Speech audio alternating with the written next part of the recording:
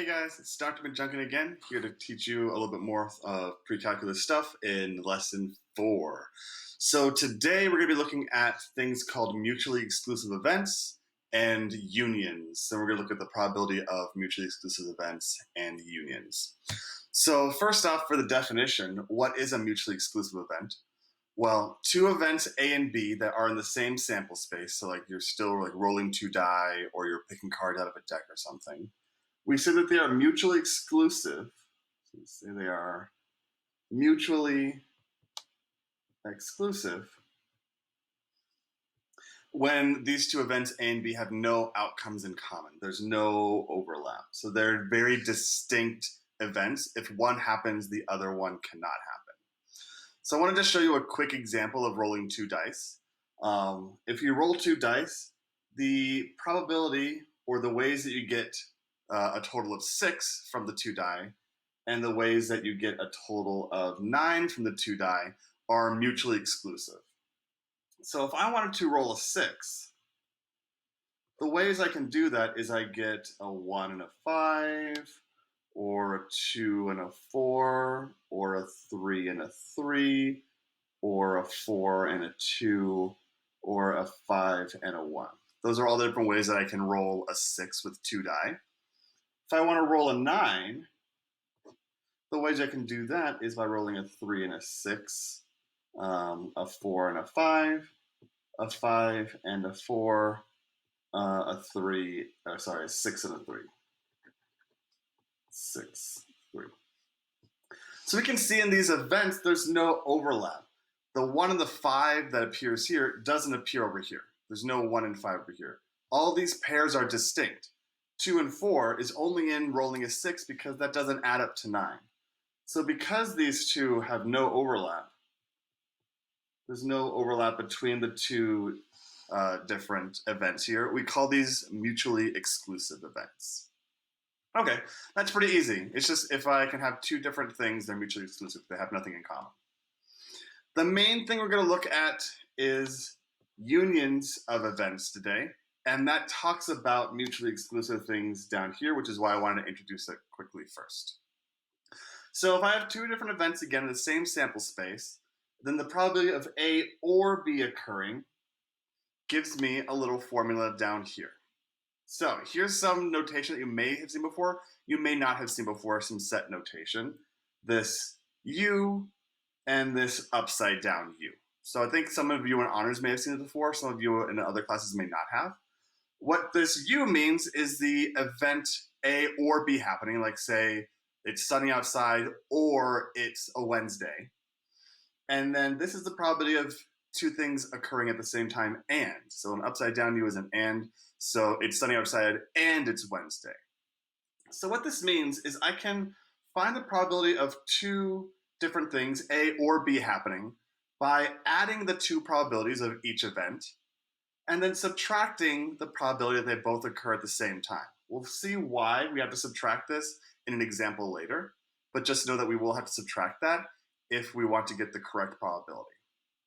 If these are mutually exclusive events, though, like they were up here, 6 and 9 have nothing in common. There's no overlap. So for mutually exclusive events, we know that the probability of A and B occurring is equal to 0 because I can't roll two dice and get a 6 and a 9 at the same time. It's either going to be a 6 or it's going to be a 9 or it's going to be a 2 or a 3. I can get other ones, but I can't get a 6 and 9 at the same time. So if I do have mutually exclusive event, which is nice, then this probability drops off and I just have to add the two probabilities together because they're mutually exclusive. So just add. Cool. So using the example that we had above, let's go ahead and actually calculate the probability of rolling a 6 or a 9 using two die here. So looking back up here, how many ways were there to roll a 6? 1, 2, 3, 4, 5. So if I wanted the number of ways of rolling a 6, well, there were 5 of those. There were 5 ways to roll a 6. The number of ways to roll a 9, we already wrote up here. There were 4 of them. 1, 2, 3, 4. So there's 4 ways to roll a 9, oops, 4 ways to roll a 9. And then if I'm rolling 2 dice, again, there's 6 choices for the first die, 6 choices for the second die. So in the entire sample space, there should be 36 total ways of rolling 2 dice, because again, 6 options for the first one, 6 options for the second one, and we multiply those probabilities together. So if I wanted to find the probability of then rolling a total of a 6 or a total of a 9, what I'm going to do is I'm going to say the probability of 6 or 9 is the probability of 6 plus the probability of rolling a 9 minus the probability of rolling a 6 and a 9 at the same time in that one event. Let me move that over. Okay, so the probability of rolling a 6, well, there's 5 ways of getting a 6 out of 36 total ways of rolling the die, plus the probability of rolling a 9, which is 4 out of 36 ways, minus the probability of rolling a 6 and a 9, but again, I can't get a 6 and a 9 at the same time, so there is no probability of rolling a 6 and a 9 at the same time if I'm only rolling the die once. So these are mutually exclusive events because this probability is 0. This means they are mutually exclusive. These are mutually exclusive events. So I just add these together and I get 9 out of 36, which I can reduce to a probability of exactly 1/4. Because these events are mutually exclusive, I can't get a 6 and a 9 at the same time. Okay, let's see some examples of events that are not possibly mutually exclusive using that same formula. So I'm going to be going back to that formula a lot, that probability of A plus probability of B minus probability of A and B. Let me go ahead and show you that again. So I'm going to go back to this formula quite a bit today. So you're going to want to make sure you have that in your notes or somewhere you can reference it. Probability of A or B occurring is the probability of the A plus probability of B minus the probability of A and B. And we're going to see why we have to subtract right now. So if I wanted a union of 2 events, again, union meaning something or something else happening. So union, whenever I see union, I think or probabilities. Oops, that's a little too high, you can't see that. Probability of or probabilities. I want to draw a card at random from a deck of 52 cards, and I want the probability of either getting a heart or a face card. I see the word or here in my question, so I know I'm going to be using that or probability, and I need to be looking at hearts and face cards. So let's rewrite that probability. So if I had hearts or face card, I'm going to use H or F. That's the probability of each one individually being added together. The probability of hearts, probability of face cards, minus the probability of hearts and face cards. So if you're not a card person, again, the document in the last lesson will help you about the card page. So you should be able to refer back to that. I have a picture here as well, just to help us see a little bit better. Let's go ahead and zoom out a little bit so we can get everything on the same page. Okay. So I need to find the probability of each thing individually. So I want the probability of drawing a heart from my deck. Well, how many hearts are in the deck? There are 13 heart cards. So there are 13 heart cards divided by how many cards are in the entire deck? Well, they tell us there's 52 cards in the entire deck. So the probability of getting a heart card is 13 out of 52 because there's 13 hearts in the deck. If you counted all of the cards in this circle here, these are all the heart cards that I have. There's 13 of them. If I want to find the probability of a face card, well, I have to either know about my deck or I can look at the face cards. Face just means a king, jack, or queen. There's 3 of them and there's 4 different suits. So 3, a jack, king, queen, and all 4 different suits. That means there's 12 different cards here. So there's 12 cards out of 52 that are face cards. Why do I need to now know what the probability of heart and face cards is? Are these mutually exclusive? Is this going to be 0 or are they not?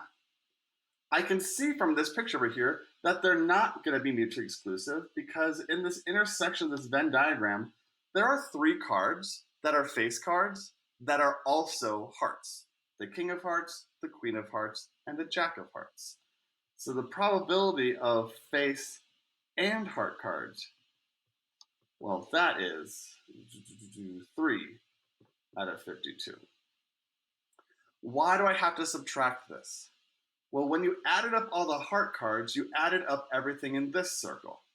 So you added up everything in this circle here, kind of shaded in.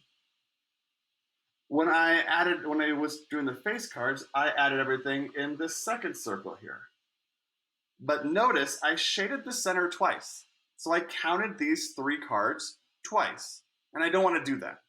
So whenever there's an intersection here, I'm going to be double counting some things. So I want to subtract off 1 counting of those so that I end up getting everything that I want and not counting those the Jack of Hearts, the King of Hearts, and the Queen of Hearts 2 times. So using my formula then, heart or face cards is the 13 over 52 plus the 12 over 52 minus those cards that I counted twice. That should give me 22 over 52, which is about 0.423. If you look at all of the cards that are in these 2 circles, if you count them all up just once, you should get 22 cards. So if you count up everything in the 2 circles, not double counting the ones in the center because we only want to count them once, we get 22 out of 52. Okay. Example here where we can read things from a table. These ones are pretty simple, just to make sure we can read things from a table though. So I've got a table that gives me the years of service of different employees at a company. So it tells me, hey, there's 157 people that have only been working for this company for 0 to 4 years. 89 people have been working longer than that, 74, and etc. We get less and less people as you have more and more experience because people haven't worked that job as long. So if I want to find the probability that an employee has been chosen at random has 4 or fewer years of service, I first need to figure out how many total people are in this company. And if you add those together, you should get 529. So I know that my probability here is going to have a 529 people in my denominator. But then my numerator is how many people have 4 or fewer years of service? Well, that's just this group here. It's just this group. And so there's 157 over 529, which if you're a decimal person is 0.297. Super easy to read it off a table. Like these are the people, the 157 people are the only ones that have 4 or fewer years of service. If I wanted to find the probability that they have 9 or fewer years of service, I need to think about 2 different groups. It includes the people that have 4 or fewer, but it also includes the people that have 5 to 9 years of service. That's 9 or fewer. So I need to add those probabilities together, just like the equation that we had before where we have the probabilities being added. I need to add those probabilities together. So the 157 over 529 plus these new people, the 89 people that have the 5 to 9 years of service over 529. That's going to give me, let's see, 246. 246 over 529, which if you round is about 465. About 465. Are these events mutually exclusive? Yeah, like you can't have 4 and 9 years of service. You only have one of those 2 things. You can't be in multiple groups here. So these are mutually exclusive. I didn't have to subtract anything off. There's no intersection between these events. So I kind of want to know, like, is there an intersection? Do I need to use that or not? If there isn't, I don't have to add that subtraction piece because I'm not double counting anybody. Okay, a couple last examples here that I want to show you about. Let's see if I can get everything in the screen, zoom back out a little bit. Cool. So a bag contains 4 yellow tennis balls, numbered 1 to 4, and it also has 5 green tennis balls, numbered 1 to 5.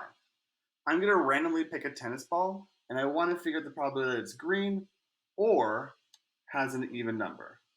oops, this is badly written, green, or has an even number.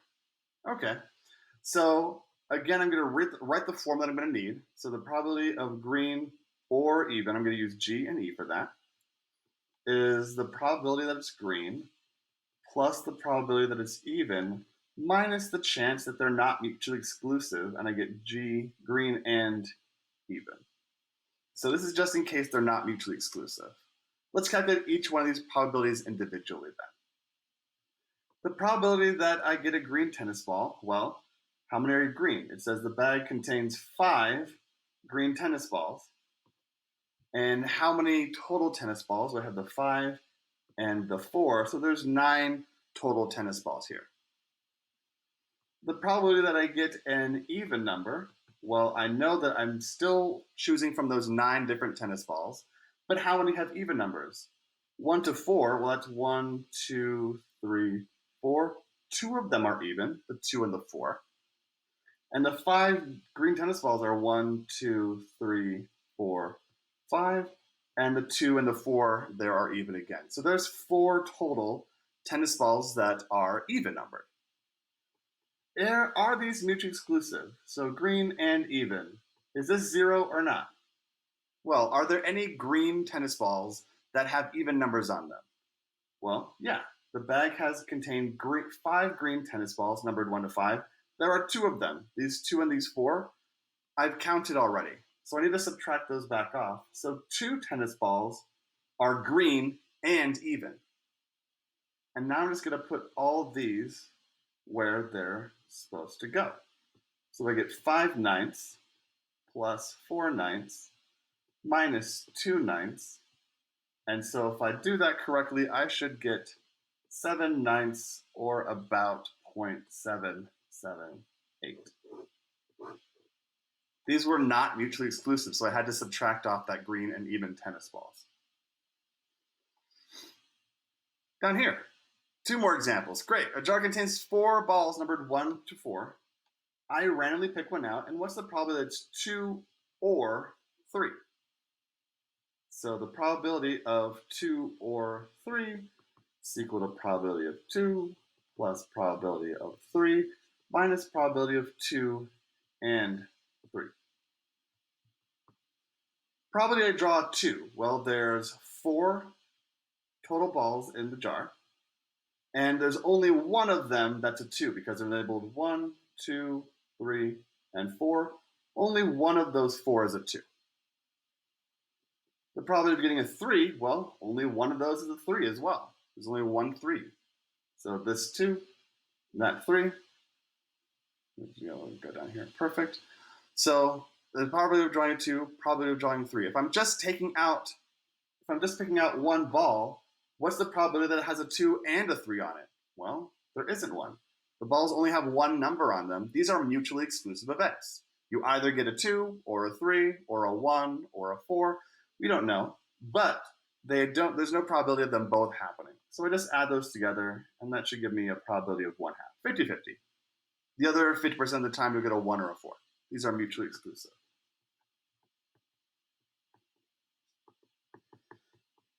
And last example, just to get us through and get some good practice here. I have 10 shirts in my closet, 5 blue, 5 green. 3 of the blue ones and 3 of the green ones fit well, but the other ones are a little too big. If I randomly select a shirt, what's the probability that it's blue or fits well? So again, this is going to be like a broken record. Blue or fits well. I'll use FW for fits well. Well, it's going to be probability of blue plus probability of fits well minus probability of blue and fits well. Okay, well, probability of blue. There are 10 shirts in the closet, so I know that my denominator is 10 for all these. How many shirts are blue? Well, 5 of them are. So the probability of blue is 5 out of 10. The probability that it fits well, there's 10 shirts again. How many fit well? 3 of the blue ones fit well, and 3 of the green ones fit well. So 6 total shirts fit well. And is there an overlap here? Blue shirts that also fit well. Yeah, 3 of the blue shirts fit well. So 3 of those shirts I've counted twice, so I need to subtract that off. So I should get 5/10 plus 6/10 minus 3/10. 5 plus 6 minus 3, that should give me 8/10, which is 0. Don't use approximation. It's exactly 0.8. Great. So again, there's going to be classwork problems for you to work on, and quiz to fill out and upload work for. Feel free to email me questions. Feel free to come by in office hours. This assignment will be due next Monday at 8 o'clock a.m. Hope to see you in office hours. Have a good weekend, guys. Bye.